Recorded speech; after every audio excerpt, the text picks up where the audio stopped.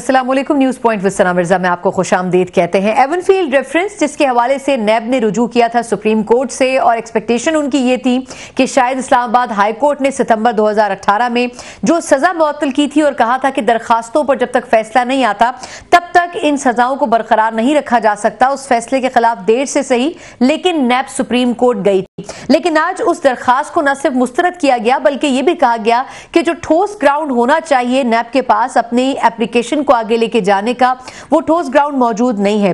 न सिर्फ नून लीग ने इस फैसले को जो कि आज नैब के खिलाफ आया है उसको अप्रिशिएट किया है, बल्कि खुद फवाद चौधरी साहब जो कि पीटीआई के वफाकी वजीर भी हैं, उन्होंने कहा है कि कानूनी तर्ज से देखा जाए, कानूनी तरीके से देखा जाए तो ये एक दुरुस्त फैसला है। लेकिन क्या इससे ये समझा जा सकता है कि नवाज शरीफ साहब के लिए और खास तौर पर आज की जो दरखास्त थी उसका महवर थी मरियम नवाज साहिबा, क्योंकि इस वक्त जेल से बाहर वो और कैप्टन सफदर साहब ही थे। नवाज शरीफ साहब इस वक्त ऑलरेडी जेल में मौजूद थे। आज के बाद 21 जनवरी को एक और इंपॉर्टेंट दरखास्त भी सुनी जानी है जो कि इस्लामाबाद हाई कोर्ट में है और वो अल अजीजिया रेफरेंस से मुतालिक है। क्या हम इन दरखास्तों को लिंक कर सकते हैं? और आज जिस किस्म के रिमार्क्स सुप्रीम कोर्ट के मौजूद बेंच की तरफ से आए हैं, लगता यह है कि नैब किसी खास तैयारी के साथ नहीं मौजूद था। प्रोग्राम में इस पर जरा डिटेल में बात करेंगे और इसके अलावा आगे चलकर हम बात करने जा रहे हैं बैरून मुल्क जायदाद केस से मुतालिक। अलीमा खान साहिबा ने कहा जरूर है लेकिन कुछ लोगों ने उसको मज़ाक़ खेज अंदाज में लिया, लेकिन उन्होंने ग्राउंड रियलिटी बयान की है कि जो उनकी जायदादें हैं 2018 में सही डिक्लेयर की, लेकिन वो एमनेस्टी स्कीम्स थी जो कि नून लीग की गवर्नमेंट में ऑफर की गई और उन्होंने वो तमाम जायदादें जाहिर की हैं और उनका जो कारोबार था उसको मद्देनजर रखते हुए उन्होंने किसी चीज को कुछ छुपाया नहीं है। क्या यह समझा जाए कि वाकई अलीमा खान साहिबा ने सही फैसला किया और पाकिस्तानी होने की हैसियत से जो इल्जामात खान साहब से लिंक करते हुए उनके ऊपर लगाए जा रहे हैं वो सारे के सारे गलत है, या फिर जिस तरीके से आज FIA ने एक और रिपोर्ट में भी कहा है कि दुबई में मजीद जायदादें भी पाकिस्तानियों की निकल रही हैं, क्या ये एक ना खत्म होने वाला सिलसिला होगा? आज हमने प्रोग्राम में इस पर भी बात करनी है और प्रोग्राम के आखिर में IPP से मुतालिक बात करेंगे। सुप्रीम कोर्ट में हेयरिंग हुई है, लेकिन अगर देखा जाए तो कोई भी हुकूमत इसकी जिम्मेदारी लेने को तैयार नहीं है कि आया इन IPPs को महंगे दामों पर आखिर क्यों इनसे बिजली खरीदी जाती है। किसी एक हुकूमत को इसका खात्मा करना होगा। क्या PTI इसकी शुरुआत कर सकती है? इस पर हम बात करेंगे। जो मौजूद पैनलिस्ट मेरे साथ मौजूद हैं, स्टूडियो से तारुफ का आगाज करूंगी। पाकिस्तान तहरीक इंसाफ के सीनियर रहनुमा शौकत यूसुफ जई साहब हमारे साथ मौजूद हैं। Sir, thank you so much for joining. इनके साथ तशरीफ रखते हैं अंसार अब्बासी साहब, सीनियर सहाफी भी हैं, तजियाकार भी हैं। सर, बहुत शुक्रिया आपका। और मेरे साथ टेलीफोन लाइन पर जनरल रिटायर अब्दुल कादिर बलोच साहब मौजूद हैं, मुस्लिम लीग नून के सीनियर रहनुमा भी हैं। कादिर साहब, सर पहले आपका टेक, क्योंकि एप्लीकेशन नून लीग के खिलाफ थी, नवाज शरीफ साहब के खिलाफ थी, मरियम साहिबा के खिलाफ थी। सर, एक्सपेक्टेशन थी सुप्रीम कोर्ट के हवाले से जो पहले रिमार्क्स और वाइब्स आ रही थी, क्या तवक्को थी नून लीग को कि इस किस्म का फैसला होगा और नैब की दरखास्त रिजेक्ट होगी? बिस्मिल्लाहिर्रहमानिर्रहीम। बीबी, बात यह है कि हमने तो अब तक जितनी भी प्रोसीडिंग्स हमारे हुए हैं, हमारे खिलाफ कन्विक्शंस हुए, 2 मरतबा प्राइम मिनिस्टर साहब हमारे एक्स प्राइम मिनिस्टर जेल में एक दफा गए, फिर दोबारा गए हुए हैं। हमने जहाँ तक अदालतों का ताल्लुक है, अदालतों के ऊपर किसी किस्म का एतमाद और अदम एतमाद का किसी किस्म का कोई हमने राय नहीं दी है। हमने कहा कि हमें पूरे का पूरा उनके ऊपर ट्रस्ट है और हम एक्सपेक्ट ये करते हैं कि इंशाल्लाह हमारा अदालती निज़ाम इंसाफ करेगा। और क्योंकि अगर किसी मुल्क का अदालती निज़ाम इंसाफ और मुबरी न हो तो मुल्क खुद खतरे में बढ़ जाता है। तो ये एक जजमेंट आई है, अदालती कार्रवाई है, कानूनी कार्रवाई है और इसको बिल्कुल हम एक्सपेक्ट कर रहे थे। वजह उसकी थी कि प्रिजम्पशन की बुनियाद के ऊपर पिछली कन्विक्शन हुई थी और इसके ऊपर बेशुमार तबसरे भी हुए कि कोई चीज साबित नहीं हुआ और प्रिज्यूम ये किया जा रहा था कि बच्चों के पास जो दौलत है उसमें बाप की कोई कंट्रीब्यूशन हुई होगी क्योंकि बाप वजीर आजम था। अब ये एक बुनियाद थी जिसकी बुनियाद के ऊपर वो कन्विक्शन की गई थी और उसके खिलाफ हम गए हुए थे अदालत में और अदालत ने बिल्कुल इसी बुनियाद के ऊपर कि प्रिजम्पशंस के ऊपर, मफरूजों के ऊपर अगर केसों का फैसला किया जाने लगा तो फिर इंसाफ का क्या बनेगा। और अल्हम्दुलिल्लाह उसके खिलाफ उन्होंने अपील भी की और लोगों ने बड़ी बातें भी की कि प्रोबेबली वो अपील उनकी मंजूर हो जाएगी। लेकिन शुक्र की बात है, खुशी की बात है कि हमारी अदालतें कम से कम कानून को सामने रख के फैसले करते हैं और उम्मीद हमें करनी चाहिए कि इंशाअल्लाह इससे अगले फैसले भी होंगे वो भी इंसाफ पर मबनी होंगे और एविडेंस के ऊपर बेस्ड होंगे। सर, अभी 21 जनवरी को एक और भी इस्लामाबाद हाई कोर्ट में हियरिंग होनी है, क्या दोनों में मुमासलत हो सकती है? मैं थोड़ा सा आपका कमेंट लूंगी, मुझे अंसार साहब से थोड़ा कमेंट पहले लेने दें। बिल्कुल कादिर बलोच साहब से थोड़ा सा टाइम मैं आपका चाहूंगी सर, थोड़ी सी आपसे कुछ और भी इश्यूज के ऊपर बात करनी है। अंसार साहब सर, आपके ख्याल में जो आज रिमार्क्स भी आए, कुछ रोज पहले उन्होंने कहा था कि जो इस्लामाबाद हाई कोर्ट का फैसला है उसमें कुछ फ्लॉज अभी बाकी हैं, लेकिन आज जो रिमार्क्स आए उनसे देख के लगता ये था कि उन्होंने इंडोर्स ही किया है इस्लामाबाद हाई कोर्ट के डिसीजन को। देखें, वो चीफ जस्टिस साहब का मेरा ख्याल है एक ड्यूअल बेंच था जिसने ये बात की थी और चीफ जस्टिस साहब के रिमार्क्स थे वैसे, लेकिन आज और वो चूंकि एक कोर्ट बिल्कुल डिफरेंट थी, अब एक लार्जर बेंच था, 5 मेंबर बेंच था, तो इन्होंने जो जिस तरीके से डील किया और उसका तो बिल्कुल कोई रिफ्लेक्शन भी नहीं था कि वो डिटेल फैसला था या बहुत बड़ा फैसला था, उस फैसले को छोटा होना चाहिए जो कि चीफ जस्टिस साहब की ऑब्जर्वेशन थी। इन्होंने तो बड़ा प्लेनली बड़े स्मूथ तरीके से नो कॉन्फिडेंस किया नैब की अपील के ऊपर, और जो उन्होंने नैब ने जो चैलेंज किया और इसको इनकी Lahore high court Islamabad high court के फैसले को चूँकि अभी उसके अपील का फैसला होना है, तो उन्होंने कहा कि इस मौके के ऊपर हम इसको डिसमिस करते हैं जो नैब की अपील थी। तो मेरा ख्याल है कि इससे नून लीग को कम से कम, जैसे जनरल साहब कह रहे थे कि नो कॉन्फिडेंस तो नहीं किया। देखें, अदालत के फैसले तो मानने पड़ते हैं। यानी सर आपके ख्याल में इस्लामाबाद हाई कोर्ट जब तक डिसाइड नहीं कर लेता उस वक्त तक सिर्फ सुप्रीम कोर्ट ने टाइम लिया है कि वो इसको नहीं सुनना चाहते? नहीं, वो तो डिसमिस हो चुकी है ना, इसको अब दोबारा वो नहीं सुने, नहीं कर सकते अनलेस कि रिव्यू फाइल कर दे नैब। ये चैप्टर तो क्लोज हो गया है। बिल्कुल ठीक। अच्छा सर, इसमें एक पहलू और भी है कि जो 21 तारीख को अब इनकी मजीद दरखास्तें जा रही हैं, नैब भी जा रहा है, नवाज शरीफ साहब भी गए इस्लामाबाद हाई कोर्ट में अल अजीजिया रेफरेंस के हवाले से, तो आपको लगता है कि दोनों केसेस में कुछ मुमासिलत है? हो सकता है इस्लामाबाद हाई कोर्ट उस केस को जमानत पर रिहा कर दे? देखें, एक तो ये कि जाहिर है लीगली कानूनी तौर के ऊपर, मॉरली, हर केस का अपने मेरिट्स के ऊपर फैसला होना चाहिए, और हम यही उम्मीद करते हैं, कर सकते हैं कम से कम कि जी हमारी अदालतें मेरिट के ऊपर फैसला करती होंगी और करती हैं। लेकिन मैं आपको बताऊं, पॉलिटिकली मैं समझता हूं सियासी तौर के ऊपर या कि जी जाहिर है इस फैसले का एक इम्पैक्ट होगा उसके ऊपर, अगर क्योंकि कुछ लोगों को ये डर था कि जी चीफ जस्टिस अभी जा रहे हैं, देखें इन्होंने ये बेंच बना दिया, और एक्सपेक्ट ये कर रहे थे कि देखें खोसा साहब को भी डाल दिया, गुलजार साहब को भी डाल दिया, लेकिन आप देखें कि उन जजेस के खोसा साहब की तो ऑब्जर्वेशंस बहुत ज़बरदस्त थी। तो उस लिहाज से मेरा ख्याल है कि मैं समझता हूँ कि एक इन्फ्लुएंस कोई फील करे या ना करे, सटल वे में एक इन्फ्लुएंस होता है, और मेरा ख्याल है कि इससे कम से कम जो काउंसिल है, जो लॉयर्स हैं मियां साहब के, उनको एक बूस्ट मिलेगा। और नैब आज तो सर ख्वाजा हारिस साहब को ज्यादा बोलने की जरूरत नहीं महसूस मैं यही कह रहा हूँ, लेकिन अगले केस में ये एक उनके लिए बूस्टर है। और जिस तरह के देखें अभी, जिस तरह जनरल साहब भी काफी माशाल्लाह खुश थे, और जिस तरह बात कर रहे थे, एक्सपेक्टेशन, हालांकि जो पहले इनिशियली फैसला हुआ था, फैसला तो मानना पड़ता है, लेकिन फैसले को क्रिटिसाइज किया जाता रहा वैसे पब्लिकली, और कुछ ऐसी भी बातें की जाती रही कि जो शायद नहीं की जानी चाहिए थी। सो आज अगर ये दोबारा हुआ तो, और ये है भी वैसे, मैं आपको बताऊं, हमारे जो निज़ाम है जुडिशरी का, उसके लिए भी अच्छा है सिस्टम के लिए कि चलें अगर एक फैसले से आप नाखुश थे, तो कम से कम लोगों का, ये जो लोग होते हैं या पॉलिटिकल पार्टीज होती हैं, उनका टोटल नो कॉन्फिडेंस नहीं होना चाहिए जुडिशरी के ऊपर। सो इस लिहाज से अच्छा है कि इनके लिए भी कम से कम एक सूदिंग, कम से कम एक डिफरेंट डायरेक्शन नजर आई। लेकिन कुछ लोगों ने इसको ये भी कोट किया सर कि थोड़ा सा बदला सा हमें नजर आता है सरकार, आखिर उसकी क्या वजह? मैं यूसुफ जई साहब की तरफ थोड़ा सा जाती हूँ। यूसुफ जई साहब, सर व्हाइट कॉलर क्राइम की आज रिमार्क्स में बात हुई है कि किसी भी गवर्नमेंट ने व्हाइट कॉलर क्राइम के ऊपर काम नहीं किया, ये गवर्नमेंट भी अभी तक नहीं कर सकी है। सर क्या इस रिमार्क्स को PTI as a challenge, as a direction लेना चाहेगी? क्योंकि आज उन्होंने स्पेसिफिकली बात की है कि पिछली जितनी भी गवर्नमेंट्स रही उन्होंने इसको खत्म करने के लिए कुछ काम नहीं किया। देखिए, पिछली हुकूमतों में तो व्हाइट कॉलर क्राइम खुद ही करते रहे, वो कैसे ख़त्म करते? और ज़ाहिर है ये हुकूमत कर रही है, कोशिशें कर रही है। जो मनी लॉन्ड्रिंग के इश्यूज़ हैं, इससे पहले काफ़ी ये इश्यूज़, आज अगर ये मुल्क इस हद तक पहुंचा है, लोग कहते हैं डॉलर ऊपर चला गया, कोई कहते हैं जी मईशत ऊपर तो गया है डॉलर, वैसे नहीं तो उसकी वजूहत भी तो है ना, उसके बैक पे क्या वजूहत है, सबको पता है ना कि एक मुल्क इतना मकरूज आप छोड़ के जा रहे हैं और पीछे से आप बातें करते हैं कि जी देखें कुछ रिलीफ नहीं दे रहे हैं, तो या तो झूठे रिलीफ देने पड़ेंगे या इस मुल्क को ठीक करना पड़ेगा। तो पहली दफ़ा डायरेक्शन देखें, थोड़े सख्त वक्त आते हैं, जब भी कोई कौम मुश्किल में आती है ना तो सख्त वक्त आता है। और ये मुख्तलिफ ममालिक का आप अगर हिस्ट्री उठा के देखें तो बहुत सारे ममालिक क्राइसिस से गुजरे, उन्होंने अपने आप को संभाला है।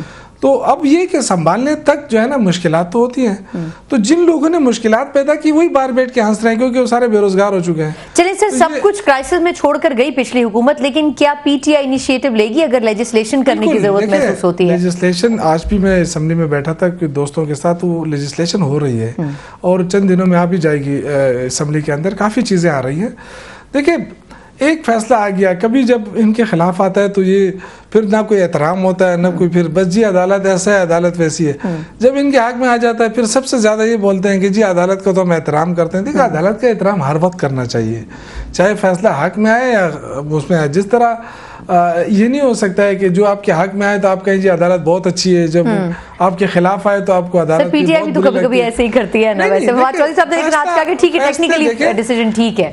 ये तो सबको पता है ना। अभी आप जो भी आप जितने भी खुशी का इजहार करें कर ले, है ना, लेकिन क्या इन्होंने बता दिया है कि जी जो मनी ट्रायल मांगा गया वो दे रहे हैं, इनके पास है? हम ये नहीं कहते हैं कि मरीम नवाज साहिबा को किसने पैसे दिए या उनके बच्चों को किसने दिए। जो एसेट सामने आए वो कब से पूछा जा रहा है कि जी मनी ट्रेल दे दें। अच्छा, इसमें इस्लामाबाद हाईकोर्ट का जो डिसीजन था उसमें उन्होंने जो पॉइंट्स उठाए थे उसमें उन्होंने कहा था कि उस बुनियाद के ऊपर एहतसाब अदालत ने फैसला नहीं किया। चौधरी मंजूर साहब हमारे साथ मौजूद है, पाकिस्तान पीपल्स सीनियर रहनुमा। मंजूर साहब, सर एक तो पहले ये कि जरदारी साहब ने आज पार्लियामेंट में जो स्पीच की है उसमें उन्होंने कहा है कि इस गवर्नमेंट को कोई और नहीं गिराएगा, ये खुद ही अपने आप को गिराने के लिए काफी होगी। नहीं, देखिए, ये पाकिस्तान पीपल्स पार्टी के तो पहले दिन से एक स्टेटेड पोजीशन है।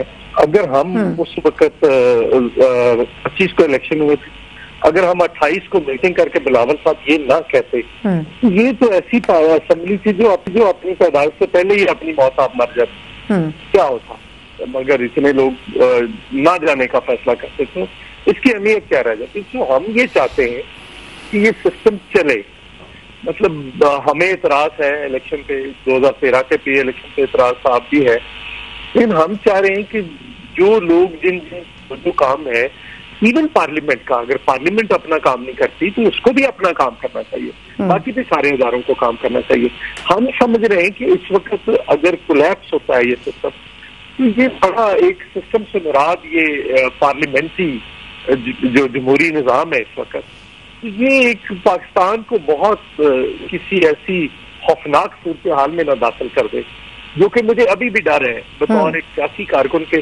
जो मैं देख रहा हूँ जिस तरह से चीजें चल रही हैं या चलाई जा रही हैं, ये नहीं, ये फौरी तौर पर हमारे दोस्त जो पीटीआई वाले हैं, जब हम बात ये करते हैं तो फौरी तौर पर कहते हैं क्योंकि इनके केसेस हैं, बस सिर्फ इनको रिलीफ दे दे। ये इशू नहीं है। ना इकोनॉमी आगे बढ़ रही है, ना कानून साजी आगे बढ़ रही है, कोई चीज आगे नहीं। मंजूर साहब, सर इकोनॉमी के आसार तो सर नजर आ रहे हैं ना बढ़ने के। यूएई से मुआहदात हो रहे हैं, सऊदी अरब से भी आने वाले दिनों में। आज हमारे जो पेट्रोलियम के मिनिस्टर थे उन्होंने भी सर कहा कि उनके साथ भी गुलाम सरवर साहब ने भी कहा सर कि कुछ कॉन्ट्रैक्ट्स होने वाले हैं, तो इन प्रोसेस तो हैं बहुत सारी चीजें। ये इकोनॉमी के बढ़ने की इसमें कौन सी चीज आ गई? ये तो आपको उधार पे तेल दे रहे हैं जो साल बाद आपने पैसे दे रहे हैं, या आपके थोड़े बहुत रिजर्व जो है, ये पहले भी होता रहा है, क्योंकि इससे ज्यादा बड़ा होता रहा कि $1.5 अरब तो सऊदी अरब ने मुफ्त में दे दिया था नवाज शरीफ को। हमें भी मतलब श्योर नहीं करते थे, लेकिन पीपल्स पार्टी की गवर्नमेंट में भी चाइना और बहुत सारे ऐसे ममालिक थे जो चुप करके कर देते थे, आपका स्टेबल कर देते थे। लेकिन प्रॉब्लम ये है कि इकोनॉमी में देखिए ना, 170 अरब रुपया जो है वो रेवेन्यू टारगेट में कमी आ गई है। एक्सपोर्ट जो है वो गिर गई है, रुपया गिरने के बावजूद भी एक्सपोर्ट गिर गई है। मतलब रेमिटेंसेस में कमी आ गई है, जो सबसे प्लस पॉइंट था इनका। जो ये कहते थे कि हम आएंगे तो डॉलरों की बारिश हो जाएगी, और ये इवन इक़्तिदार आने के बाद भी इमरान खान साहब को ये वहम था कि ये ऐसे होगा, इसीलिए उन्होंने अपील की। अपील का नतीजा क्या निकला? 1 अरब रुपया टोटल आया, 9 अरब में से 1400 अरब चाहिए आपको। तो ये चीजें, एग्रीकल्चर सेक्टर बैठ गया है, स्टॉक मार्केट बैठ गई है, चीजें खराब से खराबतर होती जा रही हैं। ऊपर से एटीट्यूड ये है कि जो ये बात कर रहे हैं उस अपना निकल आ रहा है। जो वो ये इत्तेसाब अकबर साहब जिन्होंने रखे हैं, तो देखिए ना, अब नीमा खान साहब, मैं चाहता हूँ कि उनको क्लीन चिट मिले, ये मेरी एक ख्वाहिश है, क्योंकि वरना लोगों का तो फिर एतमाद उठ जाएगा, हर चीज से एतमाद उठ जाएगा। अच्छा मंजूर साहब, सर मुझे इजाजत दें कि अलीमा खान साहबा का जो इशू है उस पर उन्होंने आज कहा है कि इस बिजनेस के ऊपर इसका मजाक उड़ाया जा रहा है कि मैंने किस तरह सिलाई मशीनों का कारोबार करके उससे इतना पैसा कमाया। फिर ये कि उन्होंने 2018 में ये अपने एसेट्स डिक्लेयर किए जो उनके अमेरिका के एसेट्स थे। तो सर वो जो अवेल किया उन्होंने, वो तो एमनेस्टी स्कीम नून लीग के दौर की थी। मुझे एक मुख्तसर वक्फा लेने दें, इसी पॉइंट से शुरू करेंगे कि नून लीग के दौर की एमनेस्टी स्कीम को अवेल किया उन्होंने, लेकिन आखिर उससे पहले ये क्यों डिक्लेयर नहीं किए गए, और क्या पीटीआई इस हवाले से क्या रिएक्शन देगी या अपने आप को इस केस से अलहदा रखा जाएगा? इस पर बात करेंगे एक ब्रेक के बाद, हमारे साथ रहिएगा।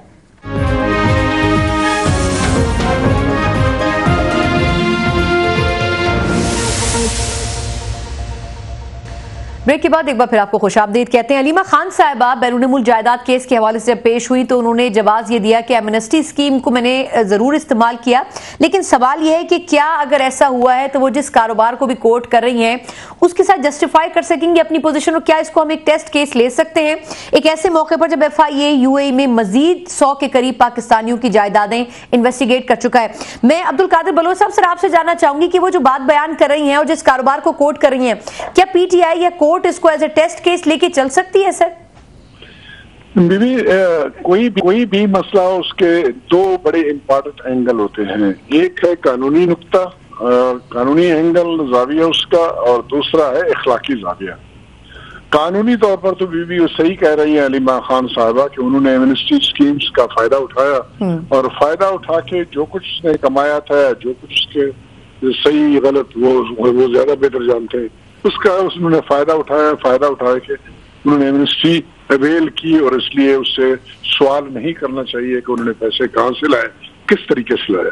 ये तो हो गया उसका कानूनी, और कानून में सजा और जजा की गुंजाइश है, वो सजा से उन्होंने अपने आप को बचाया, जजा उसको मिल गया, दौलत उसकी उसको मिल गई है। लेकिन उसका एक इखलाकी एंगल भी है, और इखलाकी यह है कि वजीर आज़म पाकिस्तान मिस्टर क्लीन का और कप्तान साहब के वो बहन है, और जहाँ पर नवाज शरीफ को रगड़ा जाता है उसके वालिद मरहूम के कारोबार के बारे में, जहाँ पर नवाज शरीफ साहब को रगड़ा जाता है उसके बालिग बच्चों के कारोबार के मामले में, और उनके ऊपर उनको सजा दी जाती है, कन्विक्शन कराया जाता है, ट्रेल मांगे जाते हैं, बेशुमार चीजें मांगी जाती हैं।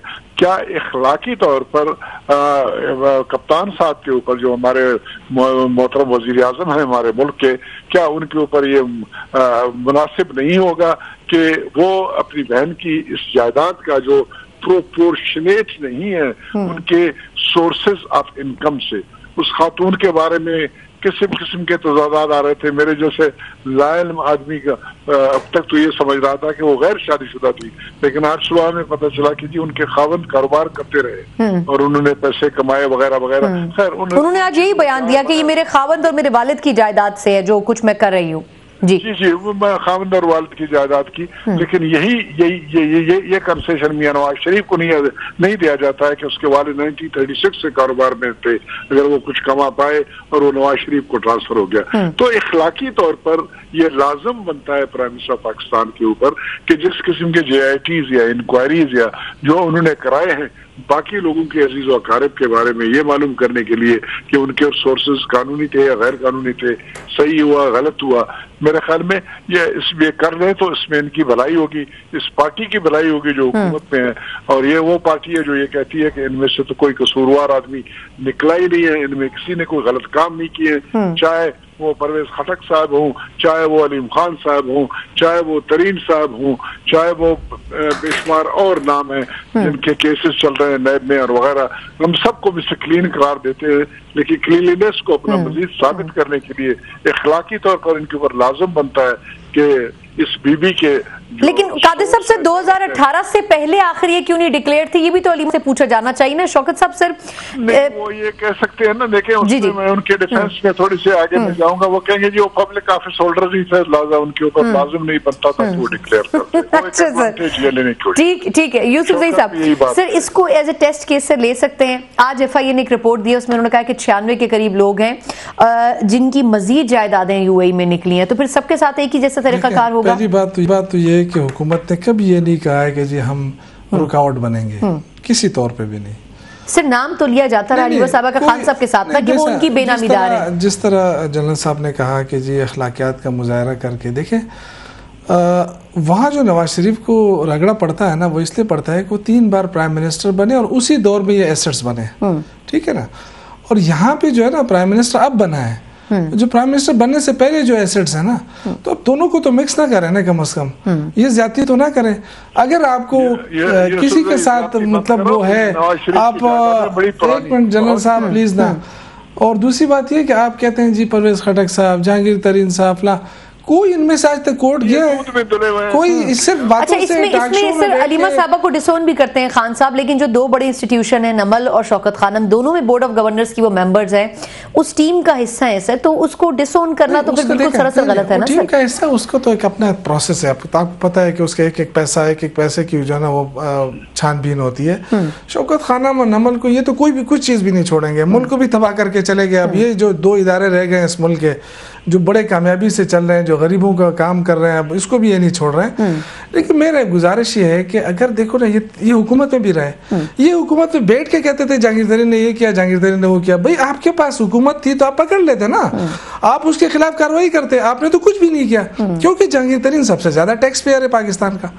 तो इश्यूज ये है कि सिर्फ ये कहने से, अब जब इन्होंने करप्शन किए, इनके खिलाफ कार्रवाई शुरू हुई है, एहतसाब शुरू हुआ है, इनको जब पकड़ा जाता है, ये आगे से कहते जी फलां को भी पकड़े, उन्होंने क्यों नहीं कर रहा है? भाई वो तो आपकी हुकूमत गई है ना, आप हुकूमत में थे, आपने क्यों नहीं पकड़ा? आपकी नालायकी थी फिर। और सर आपकी हुकूमत की स्पेशल नजर खास जो है वो नून लीग के ऊपर है। नहीं नून लीग के ऊपर नहीं है हमारे, हम तो एक केस यूसुफजई साहब ने कोर्ट करे जहां पर जो हमारे ऊपर साबित हुआ है करप्शन का इल्जाम।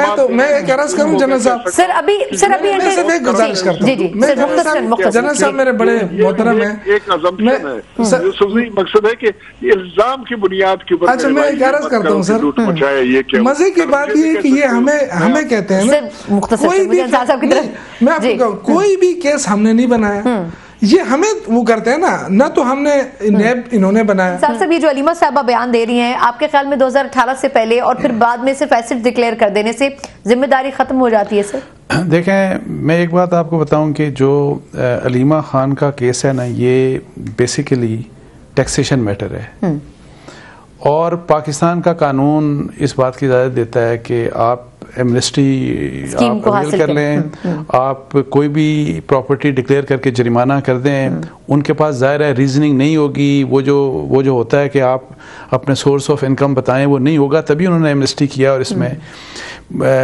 कानूनन वो जो उन्होंने किया है, अनलेस के पॉलिटिकली एक्सपोज की कैटेगरी में आ जाएं तो फिर आप उनके खिलाफ कहें कि वो अवेल नहीं कर सकती थी एमनेस्टी, ये बात है।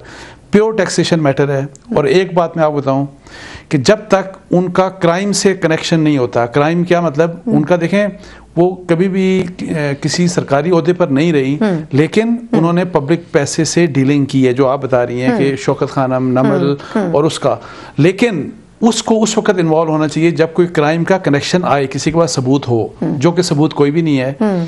तो मेरी जाती राय में पॉलिटिकली ज़ाहिर है इनको ज़्यादा घसीटा इसलिए जा रहा है। लेकिन मैं आपको एक और बात बताऊं, ये जो अभी शौकत भाई बात कर रहे थे ना, नवाज शरीफ का केस प्योर टैक्सेशन मैटर था, वो भी क्राइम का उससे कहीं कनेक्टेड, या तो क्राइम पानामा के हवाले से आप कह रहे हैं सबसे इनिशियल केस था। देखें मैं यही कहता हूं, जहां पे क्राइम से, और ये सुप्रीम कोर्ट के ऑर्डर्स में आया हुआ है ये, और उसमें नुक्स है हमारे नैब लॉ में। देखें, अगर क्राइम से कहीं से उन्होंने कमीशन लिया, इल गॉटन मनी है, कहीं से उन्होंने किकबैक्स ली, फिर तो बनता है कि अब आप उनमें बताएं कि जी ट्रेल मनी सब कुछ बताएं। अदरवाइज अगर आपने अपने टैक्सेशन के लिहाज से चीजों को डिक्लेयर कर दिया, और वो डिक्लेयर ऑफशोर कंपनी का मकसद ही यही था कि टैक्स बचाया जाए, वो उसमें तो इसलिए मैं आपको बताऊं, वो भी प्योर टैक्सेशन मैटर था, ये भी प्योर टैक्सेशन मैटर है। लेकिन उसमें चूंकि मियां साहब गवर्नमेंट में रहे, तो उसलिए उस प्रोविजन का इस्तेमाल किया गया जो नैब की प्रोविजन है, लेकिन जिसको सुप्रीम कोर्ट अपने ऑर्डर्स में ये कह चुकी है कि जी ये काफी नहीं होता कि आप लोगों से असासों के जराए पूछें, जब तक कि आप पहले ये ना बताएं कि क्राइम कहां कमिट हुआ, यानी करप्शन कहां की गई। ये खोसा साहब के 5 मेंबर या 3 मेंबर बेंच था, उन्होंने 2011 में और इस तरह के 2-3 फैसले हुए हैं। यानी बर्डन ऑफ प्रूफ जो है वो नैब को साबित करना पड़ेगा। देखें नैब को, और ये नैब जो है ना, नैब से नकम्मा नखट्टू इदारा, उन्होंने कभी इन्वेस्टिगेशन कोई की नहीं, उनकी कैपेबिलिटी नहीं है। मैं आपको बताऊं, वो सिर्फ लोगों को ब्लैकमेल कर सकते हैं, और सबको कर रहे हैं। वो लोगों को बुला के उनको बंद कर देते हैं और कहते हैं जी आप या तो बात मानो, या आप प्ली बार्गेन करो, या आप अप्रूवर बन जाओ। तो इस तरह के ऑप्शन दे के, यानी कोई कैपेबिलिटी उनकी नहीं है। वरना मैं आपको बताऊं, आज तक मुझे बताएं किसी एक पॉलिटिशियन को कन्विक्ट किया हो इन्होंने, किसी एक बंदे? सिर्फ प्रेशराइज करने के लिए आपके ख्याल में इस्तेमाल होता है, तो फिर इसको बेहतर करने की कोशिश क्यों नहीं करती फिर ऑपोजिशन? वो मैं आपको बताऊं, दो नून लीग ने नहीं किया, पाकिस्तान पीस पार्टी ने नहीं किया, चार्टर ऑफ डेमोक्रेसी के मैं कमिटमेंट के बावजूद नहीं किया, और दोनों भुगत रहे हैं। मेरी इनसे दरख्वास्त होगी कि मेरी नहीं, मैं दुआ करता हूं कि अल्लाह ताला आपको ना भुगताए, इस साम से ना डसवाए, इसको ठीक जरूर करें in the best interest of the people of Pakistan. इसलिए कि मैं आपको बताऊं, अब फर्ज करें इनका जो केस, ये जो केस बनाया हुआ इन्होंने मालम जब्बा का, मालम जब्बा का केस आप पढ़ लें। उस केस में उस वक्त जिस वक्त दहशतगर्दी बदतरीन थी, स्वाद तो आपको पता है कि टारगेट था, वहां पे अगर इन्वेस्टमेंट हो गई उन हालात में, टॉप बिडर था, सबसे ज्यादा पैसा उसने कहा आप, और पूरे इनकी गवर्नमेंट के दौरान that was the only investment जो वहां पे हुई थी। आपने उसको देखें क्या बना के रख दिया, कंट्रोवर्शियल बना दिया। आतिफ खान और अलीम खान जिस वक्त टॉप इनके टॉप मोस्ट थे, ये लोग जिनको कंसिडर किया जा रहा था for the slots of chief minister Punjab और चीफ मिनिस्टर केपीके। आपको पता है कि उसके खिलाफ केस ही कोई नहीं था।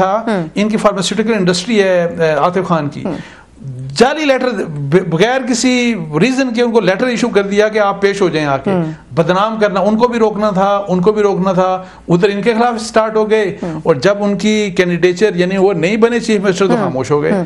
सो नैब उनको डसा है तो इनको भी डसेगा। तो इसके मेरी पीटीआई को इसके हवाले से थोड़ी सी तैयारी करना चाहिए, ठीक करना चाहिए इनको इदारों को, सर तैयारी के साथ ठीक करना वैसे मुश्किल फैसला होगा, लेकिन क्या सपोर्ट करेगी आप? इसी पॉइंट से शुरू करेंगे। चौधरी मंजूर साहब के टेक से हमारे साथ रहिएगा।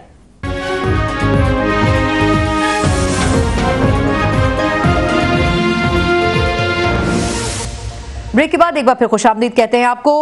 चौधरी मंजूर साहब, सर आपका पॉइंट रह गया था, और दूसरा ये कि नैब पे स्पेसिफिकली बताइएगा कि आज भी मैसेज दिया जरदारी साहब ने कि जमहूरियत के लिए बेहतर से बेहतर की कोशिश होगी, तो क्या नैब के ऊपर अगर लेजिस्लेशन होती है तो पीपल्स पार्टी किस एक्सटेंट तक जा सकेगी सर? अच्छा देखिए, दो बुनियादी चीजें। पहले तो अलीमा खान साहबा वाला जी, वो डिक्लेयर कर देती 2004 में जब उन्होंने ली थी, तो आज ये इशू इस तरह से ना पैदा होता। और फिर दूसरी बात यह है कि अगर उन्होंने एमनेस्टी स्कीम से फायदा उठाया है तो इसका मतलब ही क्या है? एमनेस्टी स्कीम का मतलब ये है कि वो इससे पहले उन्होंने जो डिक्लेयर नहीं किया था, तो ये तो बुरी पैसा है ना, इल गॉटन मनी है, जिसको आप बताते नहीं, सोर्स नहीं बताते। तीसरी बात यह है कि अगर इसमें अखलाकी इशू नहीं है, इसमें बड़ा सिंपल और बड़ा लीगल इशू है, क्योंकि एक पिटीशन पड़ी हुई है अकबर एस बाबर की वहां पे, जो फेक अकाउंट मनी और पीटीआई उसका पार्टी फंडिंग से मुताल्लिक है। गालिबन आप सिर्फ पार्टी फंडिंग की बात कर रहे हैं। जी जी, मनी है जो मैंने कहा कि मेरी ख्वाहिश है कि ये इनको क्लीन चिट मिले ताकि लोगों को कहीं एतमाद ना होते हैं, लेकिन ये बात नहीं हो सकती। और मुझे शौकत यूसुफ जही साहब की बात से मुझे हैरानी हुई। ये कहते हैं कि ये उस वक्त कर लेते ये सारा कुछ, जहांगीर खान तरीन को भी, सबको। एक मुझे ये बताएं कि अगर कोई कत्ल का आज पता चले कि फलां बंदे ने कत्ल कर दिया है, तो क्योंकि गवर्नमेंट या पीटीआई के किसी बंदे ने कर दिया है, तो कत्ल पहले का किया हुआ है, तो ये कहेंगे कि आप उस वक्त पकड़ लेते जब आप बात तो ठीक बोल रहे आप। सामने आएगा जी, जुर्म जब सामने आएगा तब उसकी इन्वेस्टिगेशन होगी ना, और उसकी इन्वेस्टिगेशन किसने करनी? इन्होंने करनी, बल्कि इन्होंने नहीं, नैब ने करनी है। अच्छा, लेकिन माजूर के साथ मंजूर साहब, सर अलीम खान साहब का तो काफी पहले से इल्जाम लगता रहा है ना उनके ऊपर, लैंड माफिया हैं और इस किस्म के इल्जाम। वैसे किसी हद तक अलीम साहब के केस में तो नून लीग कर सकती थी सर पहले। नहीं, देखे ना, सिंपल ये है कि हमारा तो पॉइंट यही है, अगर फेक अकाउंट्स पे पकड़ना है तो जिसके है पकड़ ले, मुझे कोई एतराज नहीं, लेकिन सबके साथ एक जगह ये नहीं हो सकता कि जहांगीर खान तरीन जो मुजद है उन फेक अकाउंट उनको ना पकड़े FIA या नैब, बाकियों को पकड़ ले, किसी और इशू पे किसी और को पकड़ ले, मुझे छोड़ दे, आपको पकड़ ले, ये नहीं है। एक इशू जिसपे है उसके साथ एक जैसा सलूक करना पड़ेगा। ठीक, अच्छा नैब का इशू है। अच्छा मंजूर साहब, सर मुझे IPPs पे आपका कमेंट है, मुझे 2 मिनट आपके और चाहिए होंगे। मैं कादिर बलोच साहब का सर टेक ले लूं, जरा आप उस पर कोई काउंटर आंसर करना चाह रहे हैं? जी चाहता हूँ। देखिए, ये कोई सबूत तो दे देना। चलो ये मेरे ख्याल से हमारी पिछली हुकूमत थी, नवाज शरीफ साहब की हुकूमत। सर आप पीटीआई के लोगों के हवाले से कह रहे हैं सबूत? नहीं, मैं ये जो जहांगीर तरीन साहब और अलीम खान के हवाले से जो बात कर रहे हैं ना, ये तो उस वक्त से शुरू है कि जी जब भी हम टॉक शो में बैठते थे जी इनके पास, भाई उस वक्त भी इन्होंने कोई कार्रवाई नहीं की। अभी हमसे कह रहे हैं कि जी आप कार्रवाई करें, आप सबूत दे दें, हम कार्रवाई कर लेंगे। हम तो इनकार नहीं कर रहे हैं, सबूत तो आप ला के दे देना किस चीज पे कार्रवाई करें। दूसरा, इनको जमहूरियत बड़ी खतरे में नजर आती है हर वक्त ना। कोई जमहूरियत को खतरा नहीं है, मेहरबानी करें, ये एहतसाब का मामला है, एहतसाब होने दें। या तो देखें ना, अगर आप मईशत की बात करते हैं तो जो लूटा है वो वापस कर दें ताकि मईशत उठ जाए। ऐसा तो नहीं होता है रातों रात। हमारे पास कोई मशीन तो है नहीं कि हम छाप छाप के नोट जो है ना लोगों में तकसीम कर दें। लेकिन जो आपको याद होगा माजी में मुराद सईद साहब या इस किस्म के लोग जो कहते थे 2000 अरब बाहर हैं और यहाँ से इतना पैसा पीटीआई लाएगी, वो भी तो सर हवा में हो गया ना। वो दावे भी तो नहीं करने चाहिए। वो बात अलग चीज है ना, हुकूमत से बाहर रह के आप कुछ भी कहें। मैं हुकूमत की बात कर रहा हूँ कि इस वक्त जो है ना खजाने के ऊपर जो इन्होंने छोड़ के, सबको पता है ये, और ये कर ये इन्होंने जानबूझ कर किया है कि कुछ रहेगा नहीं और फिर हम कहेंगे जी आप क्या करके दिखाएं। तो देखिए ये अब इंशाल्लाह ताला मईशत ट्रैक पे आ रही है, आहिस्ता इनके कर्जे हम उतार रहे हैं। और आपके ख्याल में पीटीआई के किसी भी कैंडिडेट के ऊपर या किसी भी रुकन के ऊपर कुछ साबित नहीं हो सका क्योंकि सबूत मौजूद नहीं है? होता तो अभी तक स्कैंडल सामने आ जाता। सर वैसे वो केसेस भी उस रफ्तार से नहीं चल रहे, टाइम थोड़ा सा कम है। कोई सबूत तो लाके चलिए मैं वापस आपकी तरफ आती हूँ। सर किस हद तक आपको लगता है सर कि सिर्फ पीटीआई के लोगों के ऊपर इल्जाम दर इल्जाम की सियासत है या वाकई ऑन ग्राउंड भी कुछ हो रहा है? सर देखें, नैब की अभी तो फोकस रिसेंट पास्ट में फोकस रहा पीएमएलएन। उन्होंने अब उसमें पीपीपी ऐड हो गई है सर। उन्होंने नहीं 2 पाकिस्तान पीपल्स पार्टी के लोगों को अरेस्ट किया था, लेकिन मेजॉरिटी उन्होंने पीएमएलएन के लोगों को अरेस्ट की। किसी को इंक्वायरी स्टेज के ऊपर अरेस्ट किया, किसी को इन्वेस्टिगेशन स्टेज के ऊपर अरेस्ट किया, किसी को जब रेफरेंस दायर हो गया तो अरेस्ट किया। एसओपीज कोई उनका एक स्टैंडर्ड नहीं है। लेकिन मैं आपको बताऊं कि यूसुफजई साहब को ये बात ज़रूर सोचनी चाहिए कि जिस वक्त नैब को इशारा मिलेगा ना कि अब इनके खिलाफ आप स्टार्ट हो जाएं, या उनको ख्वाब आएगा कि नहीं अब हमने इनके खिलाफ स्टार्ट हो जाना है, तो not on the basis of evidence, वो दिखाएंगे देखें किसी एविडेंस की बुनियाद के ऊपर नहीं, वो आपके पीछे पड़ जाएंगे। और ये उनकी हिस्ट्री है, उन्होंने ऐसे ही किया है, यानी ऐसे लोगों को पकड़ा है कि जिनके खिलाफ किसी किस्म का कोई एविडेंस नहीं था। ये बड़े इनिशियल स्टेजेस के ऊपर इन्वेस्टिगेशन हो रही है। सर वैसे ये इसको लाइटर ले रहे हैं शौकत साहब। नहीं मैं आपको बता, देखो अगर मैं साइकिल पर आता हूँ और पजारो लेकर जाता हूँ 5 साल बाद, तो फिर तो हक तो बनता है नैब का ना। तो अगर मेरे पास अगर साइकिल पर आया हूँ, साइकिल पर ही जा रहा हूँ, खान साहब प्राइम मिनिस्टर हाउस में नहीं रहते, करोड़ों रुपए का बिल आता है, इसके ऊपर भी पीटीआई को आंसर देना चाहिए। मैं सिर्फ ये कहूंगा, देखें कि किसी बुनियाद के ऊपर करना चाहिए। जब आपके पास कोई सिरा हो इन्वेस्टिगेशन, यानी आपके पास करप्शन का कोई एविडेंस होना चाहिए क्राइम का, वरना आपने अगर इसको छुट्टी दी ना तो आप आजकल ठीक है कर रहे हैं, क्योंकि देखें यही असल में देखें नहीं और बात कह रहा हूँ, नहीं आप एंजॉय कर रहे हैं बिकॉज चीखें दूसरी साइड पे निकल रही हैं, और यही कसूर पहले नून लीग का था, यही कसूर पीएस पार्टी का था, इसका खमियाजा उठाना पड़ा। तो इसलिए मैं आपसे कहूंगा कि इनकी चीखों से एंजॉयमेंट की बजाय फोकस्ड हो गए, बिकॉज देखें चीखें भी निकलवा के इसी नैब ने कितने बड़े बड़े केसेस हर एक केस को खत्म करवाया। मैं आपकी तरफ आती हूँ, इसी पॉइंट से शुरू करेंगे। एक मुख्तसर वक्फे के बाद आईपीपीस के हवाले से आज सुप्रीम कोर्ट में समाअत हुई है। इसमें जो वफाकी वजीर हैं पाकिस्तान तहरीक इंसाफ के उमर अयूब साहब, उन्होंने क्या स्टांस इख्तियार किया और पीटीआई की गवर्नमेंट आईपीपीस का अल्टरनेट ऑप्शन क्या सोच रही है जिस पर अमल दरामद किया जा सके। इस पर अंसार साहब की राय जानेंगे। एक ब्रेक के बाद हमारे साथ रहिएगा।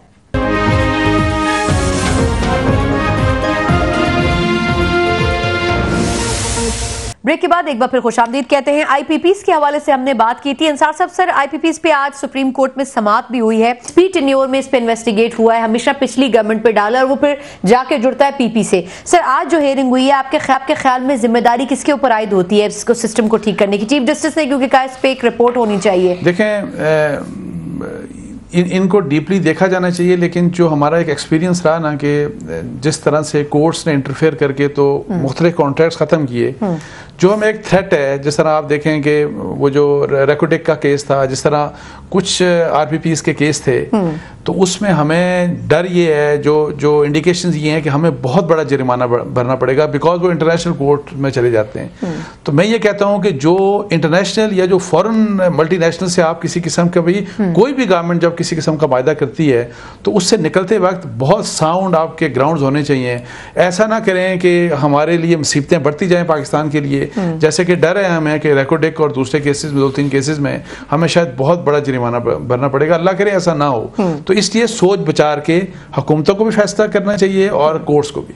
बिल्कुल ठीक। अच्छा, अब्दुल कादिर बलूच साहब, सर लास्ट रिमार्क्स आपके सर, एक तो 2 हवालों से आईपीपीस के ऊपर सर आपको याद होगा कि नून लीग ने सिर्फ प्रोसीड किया था, पीपी के दौर में सही काम हुआ था सर आईपीपीस पे। सर आपके ख्याल में क्या डैम्स की कंस्ट्रक्शन से आईपीपीस का बोझ कुछ कम हो सकता है? क्योंकि सर चीफ जस्टिस साहब ने कहा है कि ये आईपीपीस बेसिकली एक बोझ है अवाम के ऊपर। बीबी इस वक्त हमारी जो कैपेसिटी है प्रोडक्शन की वो 34,000 मेगावाट है और हमारी रिक्वायरमेंट 24,000 से 25,000 के करीब है। सरप्लस हम जा रहे हैं, लेकिन हमारी ये जो कैपेसिटी है 34,000 की, इसमें वो आईपीपीस वाली कहानी भी शामिल है और आईपीपीस वाली जो बिजली है वो बहुत महंगी पड़ रही है हमें, इसमें किसी किस्म का कोई शक नहीं है। लेकिन जैसे कि अभी थोड़ी देर पहले बताया कि जब इंटरनेशनल कमिटमेंट्स होते हैं और जो प्राइस सेट की जाती है, जो टैरिफ, मजबूरन आपको वो पे करना पड़ता है। रास्ता निकालने की जरूरत है। उसकी वजह यह है कि कास्ट ऑफ प्रोडक्शन इलेक्ट्रिसिटी की जहां पर 10-12 रुपए पर यूनिट था, आज जाके रिड्यूस होके 4 और 5 रुपए के दरमियान में आ गया, बल्कि 4 से भी कम पे आ गया। तो लिहाजा हमें सोचना पड़ेगा कि क्या करना चाहिए, क्या नहीं करना चाहिए और इसके ऊपर कॉन्सेंसस होना चाहिए। मुश्तरका लाएमल अपोजिशन और गवर्नमेंट मिले और देख ले कि कौन से वाले बंद करने हैं और कौन से वाले नहीं करने हैं।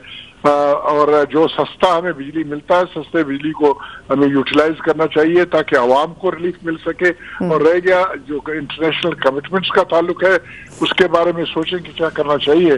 कमिटमेंट्स इन एनी केस पूरे करने पड़ते हैं, उसमें अगर दाएं बाएं जाएंगे तो फिर बाहर से फॉरेन डायरेक्ट इन्वेस्टमेंट नहीं आएगी। अच्छा कादिर बलूच साहब, ये बात दुरुस्त समझी जा सकती है कि साबका हुकूमतों ने ज्यादा निर्खों के ऊपर बड़े मुआहदों की सूरत में कौम का पैसा लुटाया और उन्होंने जाती फायदे पहुंचाए दूसरे मुमालिक की कंपनीज को। फिर सर क्या इस नैरेटिव को सही समझना चाहिए? मैं इस पे बिल्कुल सब्सक्राइब नहीं करूंगा। उसकी वजह यह है कि उस वक्त जो प्राइसेस थे वो वही थे जिसके ऊपर मुआहदे किए गए थे।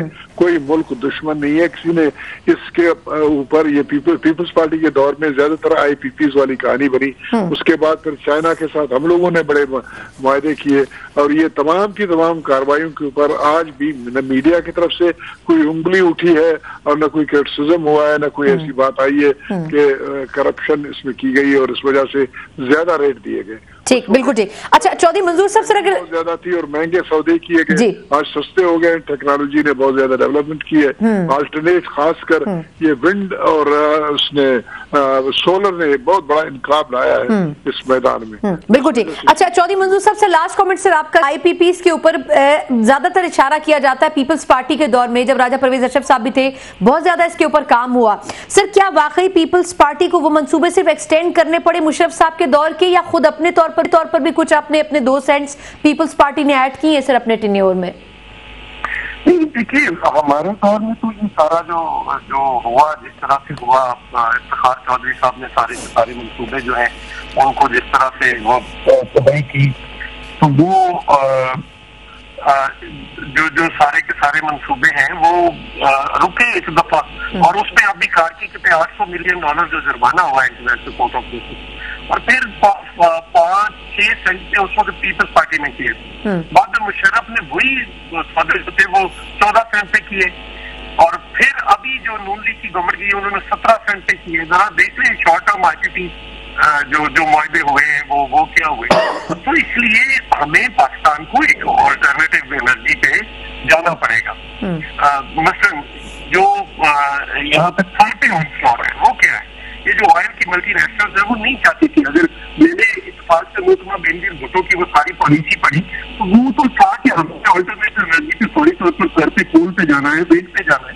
विंड कॉरिडोर देखे ना, 40 से 50,000 मेगावाट को आप वहां से पैदा कर सकते हैं। फिर सर पे अभी इस जनवरी में आ जाएगा और फिर 330 मेगावाट फिर आगे आ जाएगा और आप अगले 5 साल में 10 से 11,000 मेगावाट वहां से सर से सस्ती बिजली 4.5-5 रुपए यूनिट पे आप पैदा कर सकते हैं।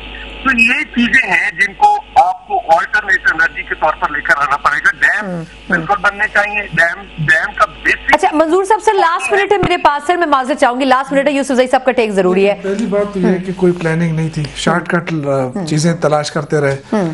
और मैं आपको बताऊं कि इतना पोटेंशियल है कि 32,000 मेगावाट बिजली आज भी पैदा की जा सकती है खैबर पख्तूनख्वा से सिर्फ, क्योंकि वहाँ इन्वेस्टमेंट नहीं हो सकी, नहीं की इन्होंने, किसी ने तवज्जो नहीं दी। जो हमने 300 छोटे यूनिट का ऐलान किया था, ये हंसते रहे, हमने 265 उसमें मुकम्मल है, यानी कि 265 गाँव को हमने बिजली दी है जहाँ पे आज तक बिजली नहीं थी।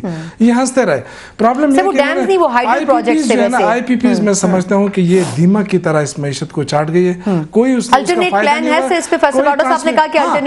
ट्रांसमिशन लाइन इन्होंने ठीक नहीं किया। जो बता रहे हैं ना कि हम इतने पैदा कर रहे हैं और 24,000, क्योंकि इनके पास ट्रांसमिशन लाइन नहीं थी। आज भी वो चोरी होते रहे। अब हम केबल सिस्टम ला रहे हैं, पूरे तरह जो डैम पे फोकस कर रहे हैं। ये जो हाइडल बिजली, आप यकीन करें 72 मेगावाट बिजली इस वक्त हमारे पास तैयार पड़ी है, इन्होंने नहीं ली थी। ये फ्री इस्तेमाल करते रहे लेकिन पैसे नहीं देते रहे, आज तक उसका टैरिफ मुकर्रर नहीं हुआ। तो ये ज्यादती तो करते रहे हमारे साथ। फिर हमें कहते जी इन्होंने 1 मेगावाट बिजली पैदा नहीं की। आज भी ये जनरल साहब सुन रहे हैं, अगर ये डिनाई कर दे तो मैं चैलेंज करता हूँ, 72 से लेके 74 मेगावाट बिजली फ्री में इस्तेमाल हो रही है, आज भी हो रही है हमारी।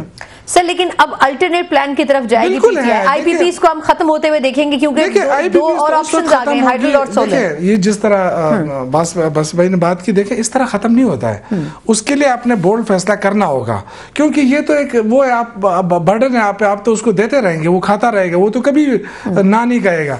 हाँ, हमें डिसीजन लेना होगा, क्योंकि हम अगर इसको पालते रहेंगे, इससे बेहतर है कि हम अपने पैरों पे खड़े हों, अपनी अल्टरनेट एनर्जी के ऑप्शंस को इस्तेमाल करने की कोशिश करेंगे। वक्त खत्म हो चुका है। चारों मेहमानों का बहुत शुक्रिया। इनका वक्त खत्म होता है, मुझे इजाजत दीजिए। अल्लाह हाफिज।